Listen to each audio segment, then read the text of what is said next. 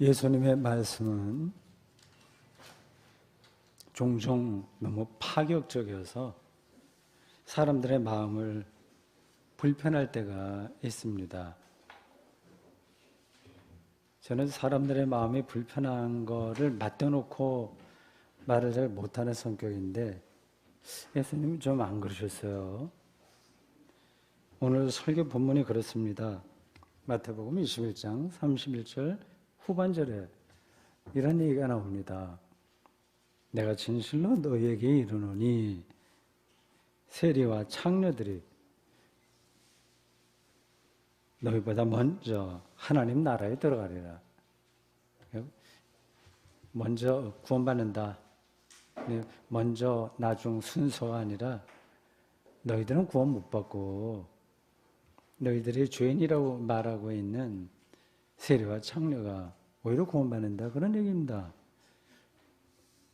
당시 세리들은 유대 사회에서 가장 크게 비난받던 직업군입니다.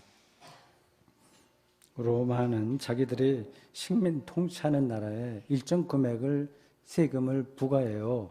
그러면 그걸 받아야 될 책임이 있는 사람들은 그 원주민들이죠.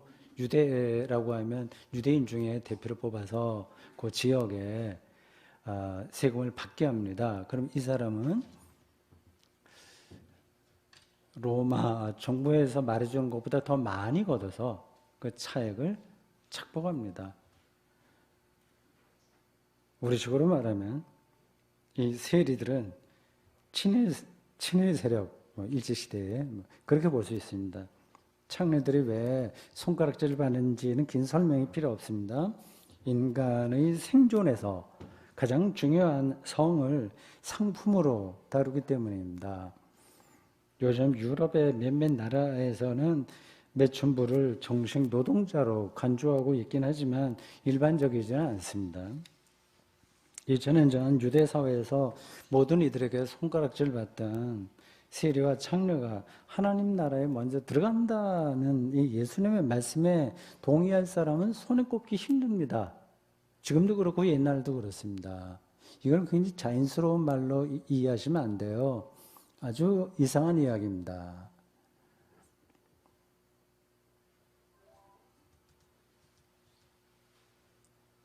예수님께서 그 세리와 그 매춘부들만 있는 데서 그들이 있는 데서만 이 말씀하셨다면 좀 이해가 되긴 합니다. 인도의 불가촉 천민에게 그 앞에서 살아갈 용기를 주려면 신의 은총을 당신들이 더 많이 받은 거야. 그러니까 주눅 들지 말고 열심히 살아. 이렇게 말할 수 있지 않습니까? 그런데 지금 예수님은 대제사장들과 장로들만 있는 자리에서 하는 이야기예요. 대제사장들과 그들은 유대계 고위층이고요. 다 아는 이야기입니다. 장로들은 유대 사회의 고위층입니다. 그들은 유대 백성들의 존경을 한 몸으로 받던 사람들이에요. 대제사장과 장로가 오늘 예수님은 너희들 안 돼 이렇게 얘기하지만 그렇게 모두가 비판받을 만한 사람들은 아닙니다. 전반적으로 보면 괜찮아요. 신앙과 지식과 성품에서 괜찮은 존경받을 만한 사람입니다. 그들이 죽을 죄를 진 것도 아닌데 예수님은 무슨 이유로 저주에 가까운 그러니까 구원 못 받아 이건 저주잖아요. 유대교에서 하나님 나라에 너희들 못 들어가 그런 말씀을 하신 걸까요? 좀 심하신 거 아닌가요? 어떻게 생각하십니까?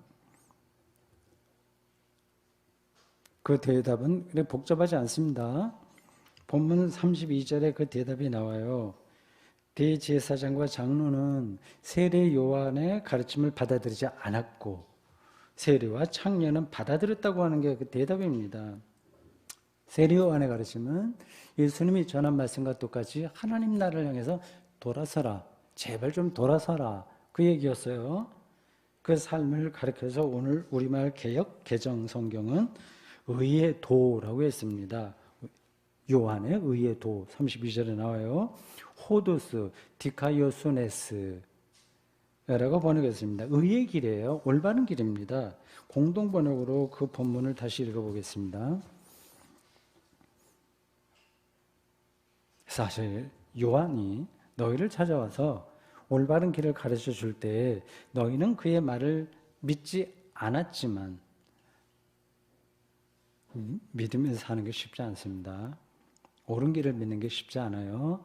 세리와 창녀들은 믿었다. 너희는 그것을 보고도 끝내 뉘우치지 않고 그를 믿지 않았다. 대제사장과 장로들이 세례 요한이 선포한 의의 길을 거부했다는 말은 당사자들은 물론이고 그 말을 듣고 있는 그리고 그 당시 일반 사람들에게도 이상하게 들렸을 겁니다. 이게 도대체 무슨 얘기지?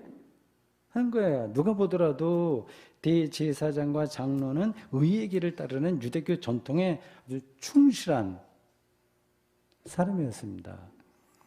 그들로 인해서 유대교라고 하는 종교가 유지될 수 있었고 유대라는 나라의 정체성이 유지될 수 있었습니다. 그들이 없었다면 유대교와 그 유대 나라는 존속할 수 없었습니다. 그런데도 예수님은 그들이 잘못됐다고 곧바로 내리치듯이 말씀하셨어요.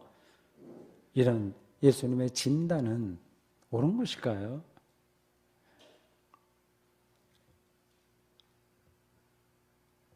엄밀하게 보면 대제사장과 장로들이 직접 세례 요한을 거부하지는 않았습니다. 전혀 안 그랬어요. 기존의 예루살렘 성전의 전통과 달리 이건 예루살렘 성전이요. 거기서 일하는 사람들이잖아요. 다. 그러니까 중심 세력입니다. 그 전통과 달리 이 세례 요한은 제약권이에요. 광야에서 하나님 말씀을 선포했습니다. 그러니까 세례 요한이 이들에게 마음에 들지 않는 건 당연합니다. 근데 배척하기도 힘들어요. 왜냐하면 그 당시 유대 민중들이 세례 요한을 가장 뛰어난 선지자로 알고 있었기 때문입니다. 여론의 지지가 굉장히 탄탄했어요. 세례 요한은. 그 글을 거부할 수가 없었습니다. 세례 요한은 결국 여러분들이 아는 대로 헤롯 왕을 비판했다가 목이 잘렸습니다. 대제사장과 장로들이 나서서 세례 요한의 구명운동을 좀 펼쳤으면 요한의 운명은 달라졌을지 모릅니다. 그들이 속으로 세례 요한을 불편하게 여겼기에 그 상황, 세례 요한이 목이 잘릴 수 있는 그 위기 상황을 방조했다고 봐야 됩니다. 여론을 의식해서 세례 요한은 대놓고 비판하지 못한 그들이 예수님은 대놓고 비판했습니다. 예수님은 그런 여론의 지지를 많이 받지 못했거든요. 세례 요한에 대한 그들의 태도와 예수님에 대한 그들의 태도가 서로 다르긴 하지만 겉으로는 다른데 실제로는 똑같습니다. 그들은 하나님 나라로 돌아서라는 메시지를 거부한 겁니다. 예수님은 28절부터 이들의 행태를 비유로 설명합니다. 어떤 사람에게 두 아들이 있었습니다. 맏아들에게 포도원 가서 일해라. 지금 추수철인데 지금 한시가 급하다. 가라. 그랬더니 예 가겠습니다 해놓고 안 갔어요. 아버지는 둘째 아들에게 똑같이 포도원 가서 일해라. 안 가겠습니다. 그러더니 나중에 뉘우치고 일하러 갔다고 합니다. 둘째 아들이 아버지의 뜻을 따른 것이라고 하는 사실을 대제사장과 장로들도 당연히 인정했습니다. 예수님은 이어지는 설명에서 이 둘째 아들이 세리와 창녀에 해당하고 맏아들이 당신들 대제사장과 장로들에 해당한다고 단정적으로 말씀하셨어요. 참 얼굴이 좀 붉어질 정도로 아주 불편한 말씀을 하신 겁니다. 대놓고 그렇게 말씀하신 거예요. 대제사장과 장로는 누가 보더라도 지금 더 길게 설명할 필요도 없이 드러나는 거죠. 일단 겉으로 사는 거는 예하는 겁니다. 예, 그렇습니다. 그런 식으로 사는 겁니다. 근데 말만 그렇게 할 뿐이지 실제로는 하나님의 뜻에 관심이 없어요. 이건 장로와 대제사장만이 아니라 많은 사람들에게 해당되는 겁니다. 학교 교사들도 그럴 수 있고요. 뭐 의사나 변호사나 뭐 등등. 겉으로는 이제 예하는데 속으로는 다른 거 생각할 수 있습니다. 세례와 창녀는 누가 보더라도 하나님 앞에서 일단 싫습니다라고 말하는 거 비슷한 거예요. 사는 게 우습거든요. 그런데 그들은 자신의 잘못된 것을 인정하고 깨닫고 하나님 나라의 즉 의의 길, 호도스, 디카이오수네스에 민감하게 둔한 게 아니라 민감하게 반응할 수 있었습니다. 이 비유는 완전히 역설적인 사태입니다. 상상하기 힘들어요. 이 실제로 이런 일이 일어나기는 말이죠. 세례와 창녀가 하나님 나라에 먼저 들어가는 일은 기적에 가깝습니다. 우리가 그냥 일반적으로 보면 그렇습니다. 그러니까 성경은 아주 혁명적인 이 생각을 하지 않으면 잘 들어오지 않는 말씀이에요. 누가복음에는 이 두 계층에 속한 사람에 대한 이야기가 개별적으로 나옵니다. 누가복음 7장 36절에서 49절에 나오는 죄 많은 여자가 거긴 창녀라고 표현은 안 돼 있으나 죄 많은 여자 하면은 매춘부를 가리킵니다. 한 바리새인이 예수님을 식사에 초대하였습니다. 그 바리새인은 오늘 본문에 나오는 대제사장이나 장로에 해당하는 사람입니다. 누구나 그렇게 살고 싶어. 좀 존경을 한 몸에 받네. 참 그렇게 살아야지 할 만한 사람입니다. 그 동네에 사는 한 매춘부가 그 집으로 와서 예수님 곁에서 눈물을 흘리면서 그 눈물이 범벅이 돼서 예수님의 발을 적셨고 그거를 씻어내고 머리카락으로 좀 씻어내고 그 발에 입을 맞추고 고급 향유를 예수님 발에 부었습니다. 집 주인인 바리새인은 이 여자의 행동이 정말 못마땅했습니다. 예수님은 오히려 이 여자의 행동을 칭찬했어요. 이 여자는 사랑이 많은 여자다. 많이 용서받았기 때문에 사랑이 많다. 그리고 이 여자에게 놀라운 말씀을 전합니다. 네 믿음이 너를 구원하였으니 평안히 가라. 이 여자는 이런 얘기를 별로 들어보지 못했을 거요. 누가복음 19장 1절에서 10절에는 여리고 지역의 세금 징수 책임자인 삭개오 이야기가 나옵니다. 이게 각각의 이야기예요. 오늘 본문에는 같이 세례와 창녀가 같이 나오는데 여기는 누가복음에는 개별적으로 나옵니다. 예수님은 삭개오 집에 들어갔습니다. 사람들이 수군거렸어요. 경건한 유대인이 예수님을 말하는 거예요. 랍비였고 경건한 전통을 지킨 분이니까 그런 분이 죄인의 집에 들어가는 건 율법이 금하고 있는 일이었습니다. 예수님은 삭개오도 아브라함의 자손이다 이렇게 선포하시면서 다음과 같은 유명한 말씀을 하셨습니다. 인자가 온 것은 잃어버린 자를 찾아 구원하려 함이니라. 예수님 보시기에는 창녀와 세례를 죄인 취급하고 따돌리는 바리새인과 당시 여리고 성의 일반 백성들이 오히려 죄인이었습니다. 오늘 설교 본문과 비슷한 내용이에요. 완전히 역발상을 하지 않으면 우리는 그 예수님의 말씀을 이해하기 힘듭니다. 그냥 이해하는 신흥을 하는 거지 실제로 자기 삶으로 받아들이기 어려워요. 죄인과 의인에 대한 예수님의 관점이 당시 사람들과 전혀 달랐기에 이런 일이 일어난 겁니다. 그 다른 관점이라고 하는 게 뭘까요? 오늘 설교 본문에서 대제사장과 장로는 세례 요한이 선포한 하나님 나라, 의의 길로도 표현이 되고 같은 말입니다. 하나님 나라를 믿지 않았고 세례와 창녀는 믿었다고 했습니다. 굉장히 추상적인 이야기예요. 도대체 뭐예요? 이게 한쪽은 믿고 한쪽은 믿지 않았다고 하는 게 말입니다. 세례 요한의 선포는 마태복음 3장에 나옵니다. 그가 어떤 이야기를 했는지요. 그 메시지의 핵심은 회개에 합당한 열매를 맺는 겁니다. 합당한 열매. 그 열매를 맺지 못하는 나무는 찍어서 불에 던진다고 했습니다. 세례 요한의 설교를 듣고 대제사장과 장로는 열매를 맺지 못했지만 세리와 창녀는 합당한 열매를 맺었다는 말이 됩니다. 일단 따라가면 거기까지는 우리가 이해할 수 있습니다. 이 열매가 의의 길입니다. 그런데 여기서 말하는 그 열매가 손에 잡히지는 않습니다. 도대체 합당한 열매가 뭐예요? 세리와 창녀가 요한의 설교를 듣고 당장 자기가 하던 일을 그만두었을 가능성은 없습니다. 우린 그런 거를 자꾸 열매라고 생각하잖아요. 거짓말을 하던 사람이 안 한다거나, 뭐 도박하던 사람이 안 한다거나, 그것도 열매의 한 부분이겠으나 근본적으로는 아닙니다.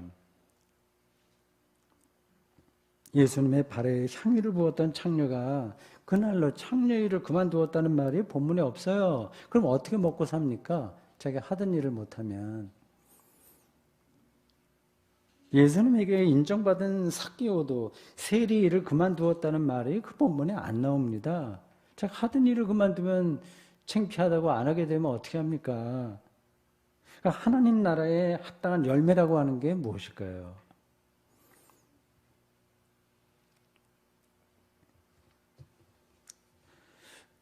오늘 본문에 따르면 그것은 뉘우침입니다. 뉘우침. 너무 간단한 말이죠. 근데 이게 쉽지 않아요. 이건 자기 삶에 대한 근본적인 성찰을 가리킵니다. 대제사장과 장로는 너무 잘난 사람들이기 때문에 회개하라는, 이게 돌아서라는. 그러나 요한의 메시지를 들어도 감동이 없어요. 그런 말은 내가 아니라 저 세리나 창녀가 들어야지. 그렇게 생각합니다. 그 자연스럽게 그러게 됩니다. 자신들이 모범답안이니까 뭐 다른 거 생각할 수가 없어요. 아예. 오해하지 마십시오. 그들이 뻔뻔한 사람이라거나 몰상식하다거나 비인격적이거나 뭐 그렇다고 하는 게 아닙니다. 나름으로 고상한 사람들이에요. 교육도 충분히 받았습니다.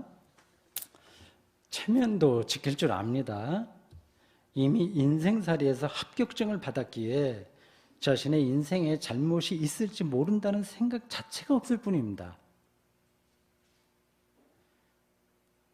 제사장 업무를 더 확실하게 하는 일, 장로 업무를 더 열정적으로 하는 일이 유일한 권위입니다. 그걸로 인생을 사는 겁니다. 이런 설교를 할 때마다 저도 양심이 찔리긴 합니다.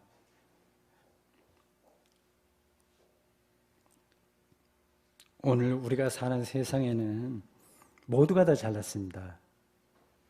조금 잘난 게 아니라 너무 잘났어요. 세계가 열광하고 있는 BTS 노랫말은 대부분 너를 사랑하라 라는 메시지를 바탕에 깔고 있는 것 같습니다. 그런 말을 들으면 청소년들이 자신감이 생기고 즐거워집니다. 거기까지 다 좋은 거예요. 자기를 긍정하는 거니까. 좋습니다. 근데 그런 데만 치우쳐서 무슨 일이 벌어지기만 하면 자기를 성찰하는 건 전혀 하지 않고 남에게 삿대질만 하게 된다면 어떻게 되겠습니까?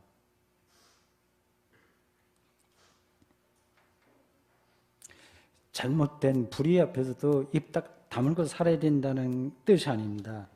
우선 자기 중심을 살펴야 됩니다. 옳고 그름에 대한 자기 인식이 얼마나 제한적인지를 일단 그거를 봐야 됩니다. 사람은 나이가 들거나 많이 배우거나 사회적 지위가 높아져도 모두가 다 어린아이와 같습니다. 나이가 저와 같이 연배가 되신 분들도 다 인정하실 겁니다. 나이가 들어도 어린아이입니다. 좀 알아도 그렇고 그렇지 않고 비슷합니다. 그러니 다른 사람이나 사회 문제나 세상을 비판하더라도 나도 잘못할지 모른다는 점을 전제해야 됩니다.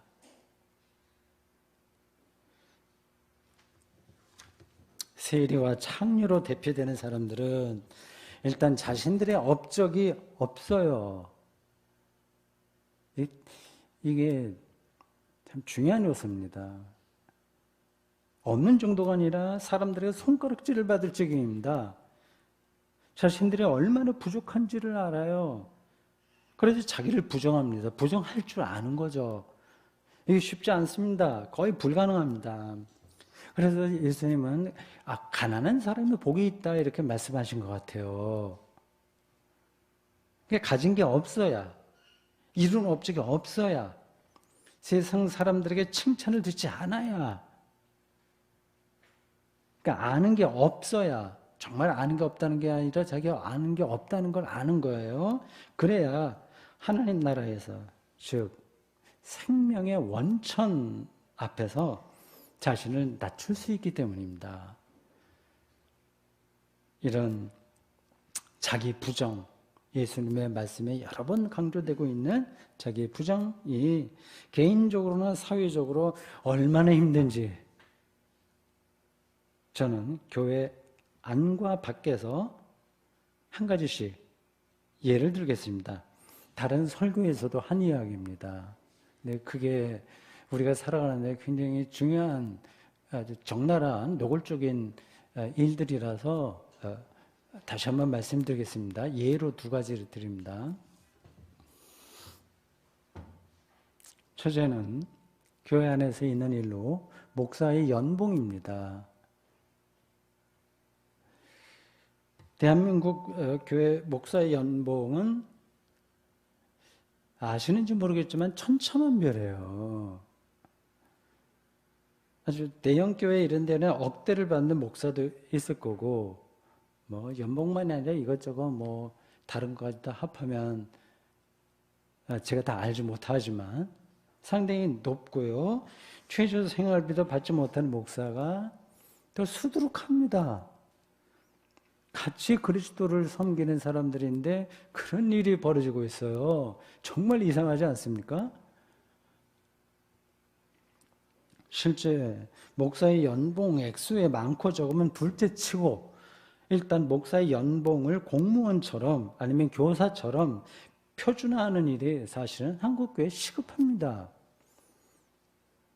로마 가톨릭 교회 사제들은 교구별로 똑같이 받아요.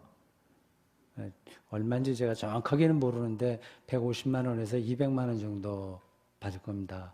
물론 그들하고 일반 목사들하고는 좀 형편이 다르죠. 가족도 이제 있고요. 개신교회는. 그리고 가톨릭에서는 사제관이 그 성당 안에 있어서 모든 걸 다 그 안에서 해결하니까 사제가 돈 들어갈 데가 없긴 합니다. 하여튼 그런 걸 전제한다고 하더라도 근데 그들은 교구별로 똑같이 합니다. 그건 우리가 본받아야 될 문제죠. 개신교회도 이런 방식으로 목사 연봉 제도를 바꿀 수 있을까요?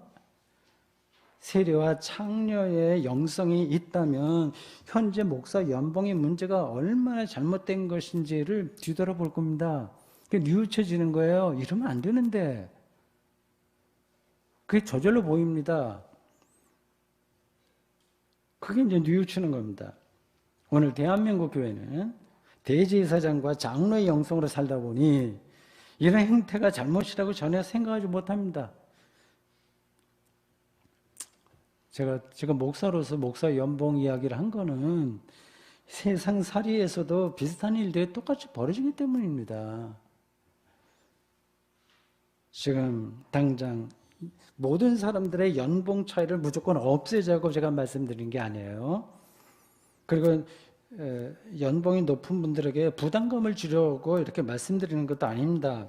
우리가 자본주의 체제에서 살기 때문에 혼자서 이 문제를 해결할 수도 없습니다. 다만 어딘가에는 문제가 있다는 사실을 인정하고 그래서 자기 삶의 관행을 돌아보자. 뉘우쳐보자. 그 말씀입니다.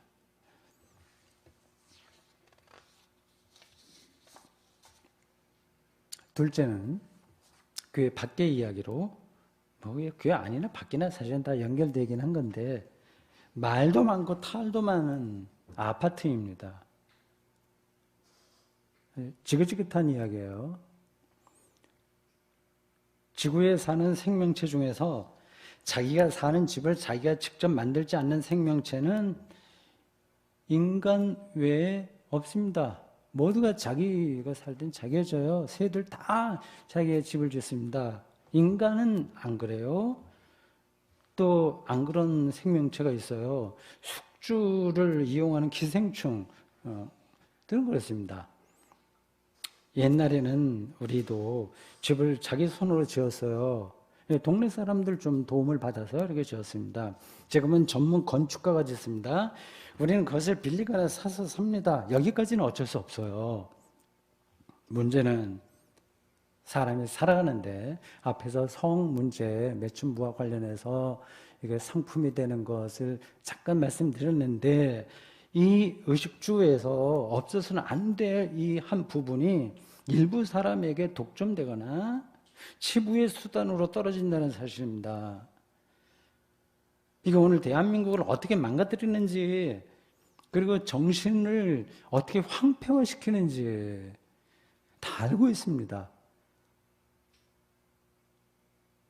지금 자기가 살아있을 때만 소유하고 죽으면 국가가 관리하는 방식으로 법을 개정하면 어떻겠습니까? 죽으면 집이 필요 없잖아요. 자식들 걱정할지 모르겠습니다만 모든 사람의 집이 죽은 다음에 국가 관리로 되게 된다면 우리 자식들도 집 문제로 인해서 고통당하지 않습니다. 집이 없어서가 문제가 아니라 잘못 돌아가고 있기 때문에 문제인 거죠. 이런 저의 생각이 오늘의 자본주의 체제에서 얼마나 낭만적이고 비현실적인지를 압니다. 제가 잘 알지도 못하는 사회과학이나 정치, 경제 문제를 설교하는 게 아닙니다. 세리와 창녀가 자기의 잘못을 뉘우쳐서 하나님 나라에 먼저 들어갔다는 말씀이 무슨 뜻인지를 실제의 삶에서 예로서 말씀드린 겁니다. 제가 늙어서 그런지 모르지만 일부 젊은이들이 이해되지 않을 때가 종종 있습니다. 그들은 세상이 공정하지 않다고 계속 주장합니다. 공정을 내세운 지금 정권도 공정을 늘 얘기했는데 그렇게 해서 정권을 잡았는데 실제로 보니까 공정하지 않다. 그래서 20대가 현재 정권을 굉장히 싫어하죠. 공정이 중요한 가치라는 사실은 아무도 부정하지 않습니다. 문제는 그게 이데올로기로 자리한다는 겁니다. 이념, 이데올로기가 되는 거예요. 이 세상에 100% 공정한 사회나 개인은 없습니다. 50% 공정하지 않은 사회나 개인을 우리가 비판할 수 있는데 상대적으로 좀 나은 10% 공정하지 않은 사회나 개인을 똑같은 잣대로 비판하면 이 세상은 카오스로 떨어집니다. 개인도 그렇고 사회도 그렇습니다. 공정을 그렇게 강조하는 젊은이들 스스로 외국인 노동자들이나 난민들에게 전혀 공정하지 않습니다. 공정이라는 이데올로기가 자신들의 욕망, 을 실현하는 수단으로 떨어져 버린 게 아닐까 그런 생각이 듭니다. 그들만의 책임은 아니죠. 기성세대나 젊은 세대 모두 우리는 왜 이렇게 대제사장과 장로처럼 자신의 주관적 잣대에 묶여서 살아가고 있을까요? 그래서 정말 행복할까요?